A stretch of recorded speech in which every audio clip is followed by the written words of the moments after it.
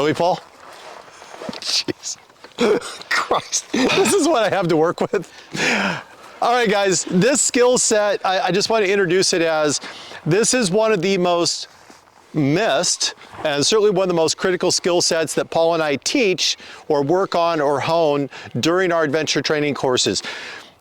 It doesn't matter whether you're a beginner or one of the advanced or one of the challenge courses we do. This is absolutely a skill set that has to be polished if you want to be really good off-road. It's a foundational skill. This is one of those things that everything else builds on. This is what has to be solid before you can add more to it. So if you're struggling, go back to the foundation and build up from there. Well, yeah, it's like the basic skill that we teach that everybody needs. I'm building houses now. Yeah, I've moved on. Good. Perfect. Okay. This drill here is very similar to what new riders are taught when they're learning to use the clutch, but we want to be precise as riders, so we're going to go right back to the basics here. We're going to rock the motorcycle using the clutch and using that point where you're starting to get friction in the clutch. Now, it's important that you have your clutch lever adjusted before you start this drill. You want to use 1 to 3 fingers only. You always want to have one hooked around the handlebar. I've done other videos of why that's important, but you're 1 to 3 fingers on this. That means that when you pull that clutch lever all the way back, when it's pinched between your fingers and the handlebar, it should be fully disengaged. And I did a video on that. It's right here. Just click on that, get your bike, I'll adjust it, ready to go. My bike is set up with a dedicated 2-finger lever, so I can pull all the way back to the handlebar and still have 2 fingers that can move around. I don't have to worry about being pinched. Once you start the bike up, go ahead and throw it into first gear. I want you to throw your feet out, and I'm relatively tall, and the seat on this bike is relatively low, so I can get my heels out in front of me. This way, when I roll into that friction area on the clutch, I just let that bike pull forward, and I pull the clutch back just enough to disengage power. And if you look closely, you'll notice there's very, very, very little movement in that clutch lever. And then when the bike rolls back, instead of using the brake to arrest the roll, I'm using the clutch. And it's this ability to engage and disengage that power into a very small window that gives you the precision to ride well in very challenging situations off-road. And that's when you're in those really loose rocks where you just need just enough power. If you're stuck on a hill and you're trying to get started, this is the skill sets that's missing. And as basic as it is the one that we often spend the most time trying to develop with riders during the challenge courses. And as Paul puts it, it's a fundamental skill. Thank you. If you are on a taller bike or your legs are too short to reach all the way to the ground, another option for this drill, if you're on your tiptoes, you don't have to rock back and forth. If you're unsure about footing, you can just let the bike move forward a little bit and kind of walk with it. We want to continue developing these precision skills using the clutch and the throttle. The way we do this is by walking next to the bike. The nice thing about this drill, you will get immediate feedback, because it turns out if you are too abrupt with the clutch or give it a little too much throttle, you'll be standing there by yourself because your bike's going to go off and do something different. The way we do this, start with the bike leaned into you a little bit. That way you're supporting it, because we don't want to hold the bike up with our hands. If we're holding it up with our hands, there's tension there. We're going to use the controls the same way we did when we were rocking and doing the little step, whether you're on an automatic or with a standard clutch. Lean the bike into your hip, get forward on the seat, vision out in front. Again, we're not going to look at our hands. We don't need to look down there. You'll notice that my feet are away from the bike. That keeps me from getting tangled up. Now all I'm going to do is that same drill I did with the walking to make sure that I am under control.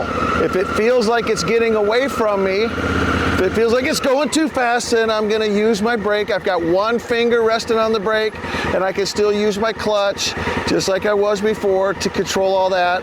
Get the bike moving, take a few steps, take a few steps.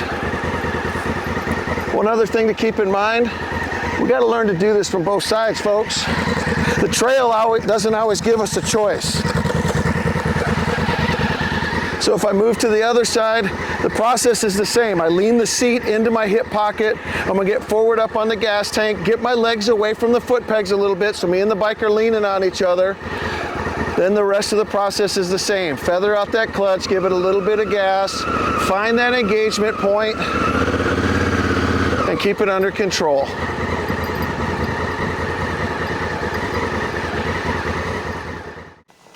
Learning to slip the clutch and to have that traction control never becomes more important than when you're on a nice steep hill with a lot of rocks.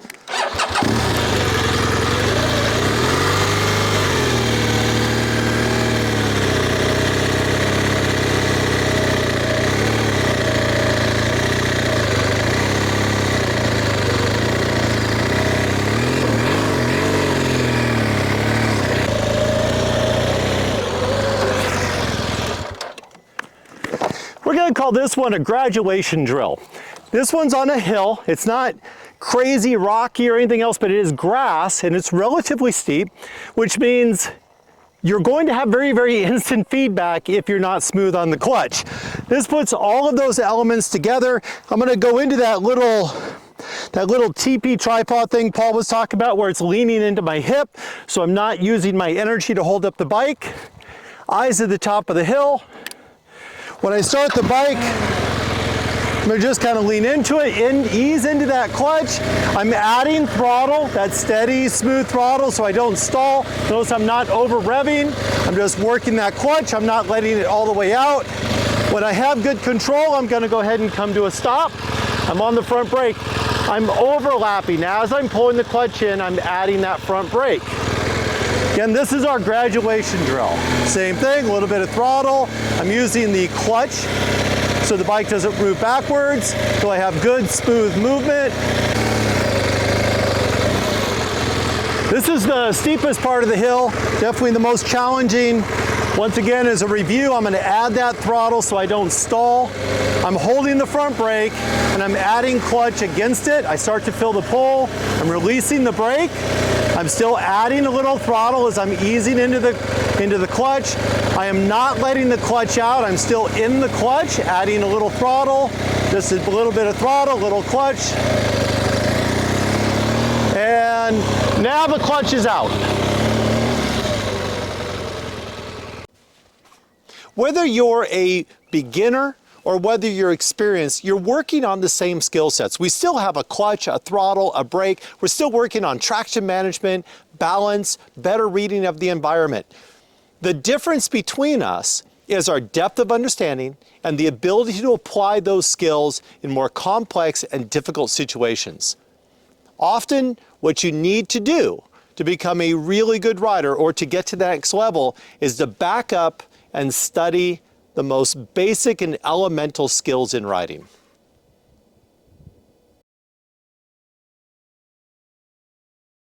So, okay, here's what we're gonna do.